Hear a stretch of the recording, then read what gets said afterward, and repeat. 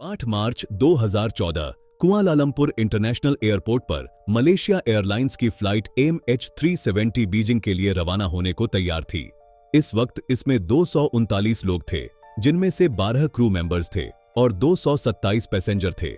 लेकिन किसी को भी इस बात का जरा सा भी अंदाजा नहीं था कि ये प्लेन का सफर उनकी जिंदगी का आखिरी सफर साबित होगा।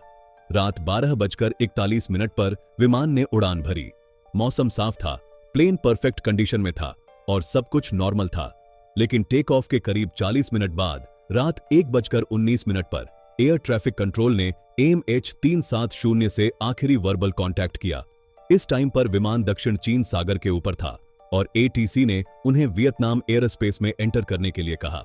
कॉकपिट से जो आखिरी आवाज आई वो थी गुड नाइट, और इसके 2 मिनट बाद यानी रात के 1:21 पर कुछ ऐसा हुआ जिसने इस फ्लाइट की कहानी को हमेशा के लिए बदल दिया।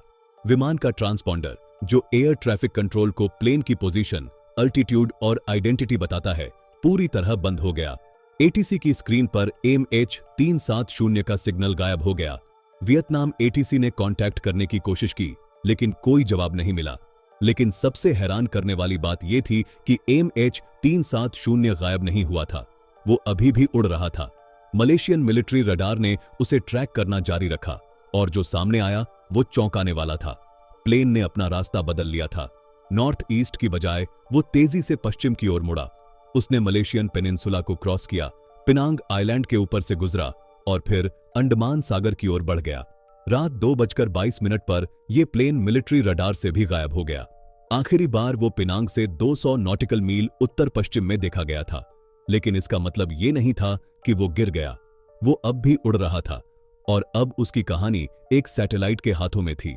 जब MH370 रडार से गायब हुआ, तब भी एक इनमारसैट सैटेलाइट उससे जुड़ा हुआ था। ये कनेक्शन ऑटोमेटिक था। प्लेन में लगा सैटेलाइट डेटा यूनिट हर घंटे हैंडशेक सिग्नल भेजता था, बस ये बताने के लिए कि वह अब भी ऑन है। ये सिग्नल कोई लोकेशन नहीं बताते थे, सिर्फ ये कि प्लेन जिंदा है। लेकिन वैज्ञानिकों ने इन सिग्नल्स से एक अहम जानकारी निकाली। उन्होंने डॉपलर इफेक्ट के जरिए यह पता लगाया कि प्लेन किस दिशा में जा रहा था। 8 मार्च की सुबह जब MH370 बीजिंग नहीं पहुंचा तो अफरा तफरी मच गई। शुरू में सबने सोचा कि शायद कम्युनिकेशन में कोई दिक्कत है, लेकिन जैसे जैसे घंटे बीते अंदेशे गहराते गए। 24 मार्च को मलेशिया के तत्कालीन प्रधानमंत्री नजीब रजाक ने ऐलान किया कि सैटेलाइट डेटा के मुताबिक MH370 दक्षिणी हिंद महासागर में क्रैश हो गया और कोई भी सर्वाइवर नहीं है। इस ऐलान के बाद परिजनों में कोहराम मच गया। Tonight, a Malaysia Airlines flight MH370 Flight MH370 disappeared en route to Beijing. 70, we are ready. Requesting flight number 310 to Beijing. Flight MH370 ended in the southern Indian Ocean. इसके बाद MH370 की तलाश में दुनिया का सबसे बड़ा और महंगा सर्च ऑपरेशन शुरू हुआ। $160 मिलियन से ज्यादा खर्च हुए। पहली स्टेज में दक्षिण चीन सागर, अंडमान सागर और स्ट्रेट ऑफ मलक्का में सर्च किया गया। फिर मार्च के मध्य में सैटेलाइट डेटा के आधार पर सर्च का रुख दक्षिणी हिंद महासागर की ओर मोड़ दिया गया। ऑस्ट्रेलिया ने इस सर्च की कमान संभाली। दर्जनों जहाज, प्लेन और सबमर्सिबल ने हिंद महासागर के उस हिस्से को खंगाला। 2014 से 2017 तक 3 साल में 1,20,000 वर्ग किलोमीटर समुद्र तल की स्कैनिंग हुई। जितना एरिया स्कैन किया गया वो पूरे भारत से भी बड़ा था, लेकिन MH370 का कोई निशान नहीं मिला। जनवरी 2017 में सर्च सस्पेंड कर दिया गया, लेकिन फिर समंदर ने कुछ सुराग देने शुरू किए। 29 जुलाई 2015 रियूनियन आइलैंड, फ्रांस के इस छोटे से आइलैंड के पूर्वी तट पर सेंट आंद्रे नाम की जगह पर वॉलंटियर्स बीच साफ कर रहे थे। तभी उन्हें एक बड़ा सा टुकड़ा मिला, 2 मीटर लंबा। ये मेटल का टुकड़ा किसी एयरप्लेन के पंख जैसा लग रहा था। इसके कुछ महीनों बाद यानी 5 अगस्त को मलेशियाई प्रधानमंत्री ने ऐलान किया ये टुकड़ा MH370 का ही है। इसके बाद टुकड़ों का सिलसिला शुरू हो गया। अफ्रीका के पूर्वी तट पर, मोजाम्बिक में, मेडागास्कर में, तंजानिया में 30 से ज्यादा टुकड़े मिले। इनमें से 3, एक फ्लैपेरॉन, एक विंग फ्लैप और एक एलरीरॉन की पुष्टि MH370 के होने के तौर पर हुई। जब जवाब नहीं मिलते तो सवाल और थ्योरीज जन्म लेती हैं। MH370 के साथ भी यही हुआ। कुछ एक्सपर्ट्स का मानना है कि कैप्टन झारी ने जानबूझकर प्लेन को क्रैश किया। जांच में पता चला कि उनके घर पर बने फ्लाइट सिम्युलेटर में हिंद महासागर में एक रनवे जैसी जगह पर लैंडिंग की प्रैक्टिस की गई थी, लेकिन पुलिस जांच में कैप्टन के बैकग्राउंड, फाइनेंशियल कंडीशन या मेंटल हेल्थ में कोई संदिग्ध बात नहीं मिली।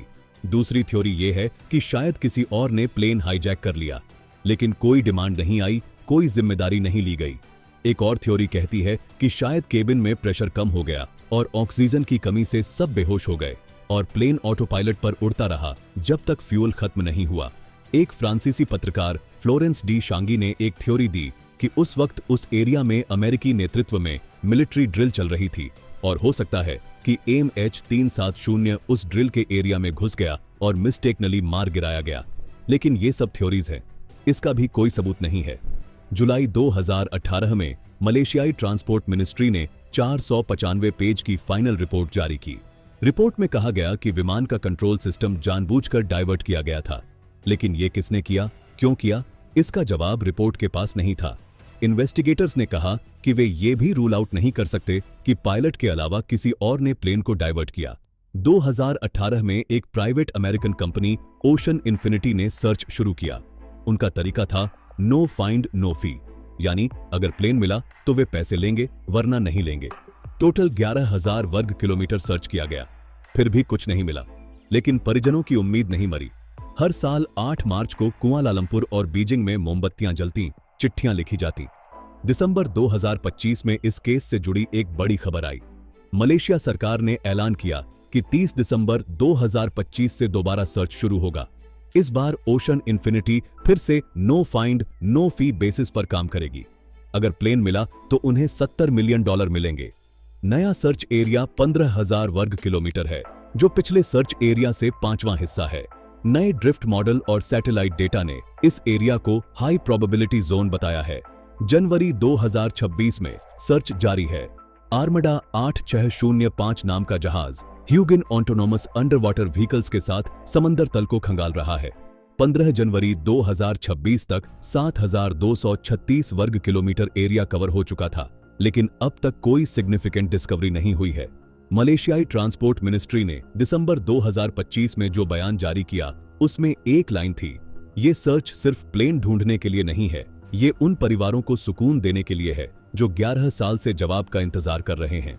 हो सकता है कि समंदर की गहराइयों में MH370 के मलबे के साथ वो राज भी दबे हों, जो बताएंगे कि उस रात आखिर हुआ क्या था। हालांकि हो ये भी सकता है कि वो राज हमेशा के लिए अनसुलझा रह जाए। लेकिन 239 लोगों की याद में, 239 परिवारों की उम्मीद में दुनिया अब भी ढूंढ रही है, क्योंकि जैसा एक परिजन ने कहा, जब तक एक भी संभावना बाकी है, हम रुक नहीं सकते। शायद एक दिन समंदर अपना राज बता ही देगा। शायद एक दिन हम जान ही लेंगे कि गुड नाइट मलेशियन था 370 के बाद आखिर हुआ क्या था। दोस्तों, अगर आप इस मिस्ट्री के बारे में कुछ ऐसा जानते हैं जो हमने वीडियो में कवर नहीं किया, तो प्लीज उसे कमेंट में जरूर लिखें। इससे वीडियो देखने वाले सभी लोगों को काफी कुछ नया जानने को मिलेगा।